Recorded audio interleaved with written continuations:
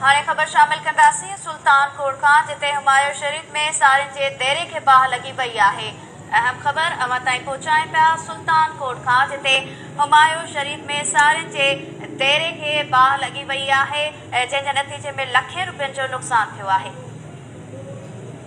साड़ियुनि जे देरे खे बाहि लॻी आहे। ब्रेकिंग न्यूज़ अवां खे सुल्तानकोट मां ॾियूं पिया। हुमायूं शरीफ़ वेझो साड़ियुनि जे देरे खे बाहि लॻी आहे, लखें रुपयनि जो नुक़सानु बि थियो आहे।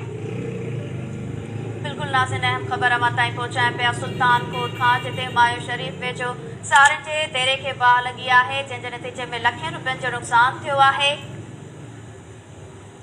ॻोठ मसूवाह में बोरियत नवेस चांडियो जे 10 जरेब जे देरे खे ओचितो बाहि लॻी वई आहे।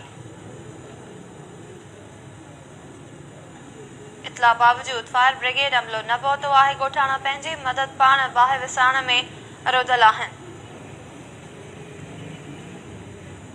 तफ़सील मालूम कंदासीं। असां लाइन ते मौजूद आहे सुल्तानकोट खां KTN न्यूज़ जो रिपोर्टर इसरार चांडियो। जी इसरार, छा तफ़सील आहे?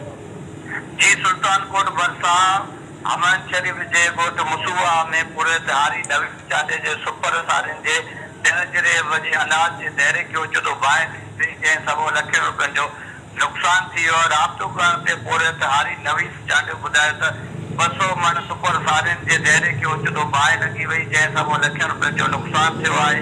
इतला बावजूद फायर ब्रिगेड अमलो टाइम ते न पहुची सघियो। ॻोठाणा पंहिंजी मदद पाण बाहि विसाइण जी कोशिश करे रहिया हुया।